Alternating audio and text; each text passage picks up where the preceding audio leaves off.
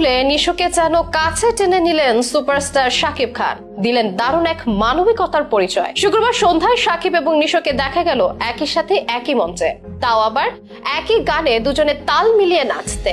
মেরিল প্রথম আলো পুরস্কারের 26তম আসরে লাগে উড়াধুরা গানে উড়াধুরা নেচেছেন দেশি সিনেমার আলোচিত এই দুই চিত্রনায়ক।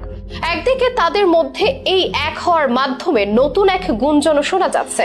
ঈদে আসন্ন তাণ্ডব সিনেমার এক কেমিও চরিত্রকে নিয়ে আলোচনা চলছে শোবিজ অঙ্গনে। অনেকের মতে সে চরিত্রে দেখা যেতে পারে আফরান নিশোকে। সত্যি কি এমন কিছু হওয়ার সম্ভাবনা রয়েছে?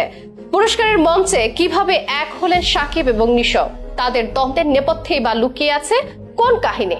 জানাবো বিস্তারিত শোবিজ আয়োজনে। বাংলাদেশের বিনোদন অঙ্গনে যখন দ্বন্দ্ব আর দূরত্বের জমাট বাঁধে শীতলতা, তখন হঠাৎ এক সন্ধ্যায় দেখা গেল ভিন্ন এক দৃশ্য। একই মঞ্চে একসাথে এক ছন্দে নাচলেন দেশের সিনেমার দুই বড় তারকা, একজন শাকিব খান, অন্যজন আফরান নিশো। 26তম মেরিল প্রথম আলো পুরস্কারের মঞ্চ যেন এদিন শুধু পুরস্কার নয়, উপহার দিল একটা ঐতিহাসিক মিলনের মুহূর্ত।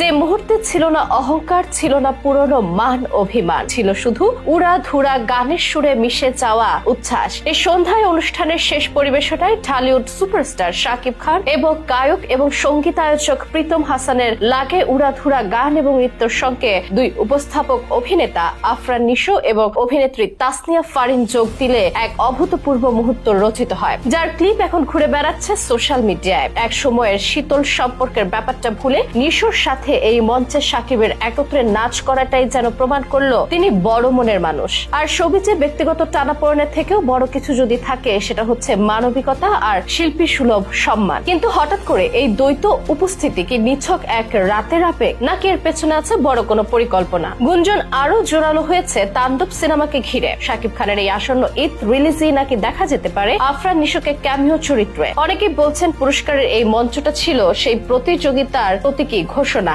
যদিও এখনো প্রযোজনা প্রতিষ্ঠান বা শিল্পীদের পক্ষ থেকে আনুষ্ঠানিক কিছু বলা হয়নি, তবে শোবিজ পাড়ায় কানাঘুষো তুঙ্গে। বলা বলি চলছে তাণ্ডবের শেষ দৃশ্যে সোয়াট কমেন্টার হিসেবে আফরান নিশোর হঠাৎ আবির্ভাব হতে পারে। ক্যামিও হলেও তার উপস্থিতি হবে গল্পে মোড় ঘোরানো। আর এমনটা হলে শাকিব এবং নিশো ফ্যানদের মধ্যে যে দূরত্ব সেটাও একদম গুছে যেতে পারে। এমনকি সেটা না হলেও দুই তারকার এভাবে নাচের পর ভক্তদের আর বিভেদ থাকা উচিত নয় বলে মনে করছেন সিনেমা অনুরাগীরা। কিন্তু তাদের মধ্যে কেন এই দ্বন্দ্ব তা জানতে হলে ফিরতে হবে 2023 সালে। সেবার নিশোর একটি মন্তব্য নিয়ে এই দ্বন্দ্বের সূচনা। বাগযুদ্ধে জড়িয়েছিলেন এই দুই তারকার ভক্তরাও। সে সময় সুরঙ্গে এবং প্রিয়তমা ক্যাশ নিয়ে হইচই ছিল দেশি সিনেপাড়ায়। সুরঙ্গ মুক্তির কয়েকদিন পর সংবাদ সম্মেলনে কথা বলেন নিশো। সেখানে কথার এক পর্যায়ে নিশো বলেন, আমি তো সোকল্ড হিরো নই যে বিয়ে করে বইয়ের কথা বলবো না, বাচ্চার কথা বলবো না। এই ধরনের দর্শন অনেক আগে ছিল। মূলত আফরান নিশোর বক্তব্যের এই অংশটুকু নেটিজনদের বড় একটি অংশ ভালোভাবে গ্রহণ করেনি। ফলে সমালোচনার মুখে পড়েন নিশো, কারণ নেটিজনরা দুয়ে দুয়ে চার মেলান। তারা দাবি করেন শাকিব খানকে ইঙ্গিত করে এই বক্তব্য দিয়েছেন নিশো। এরপরেও নানা মন্তব্যে জিনিসটা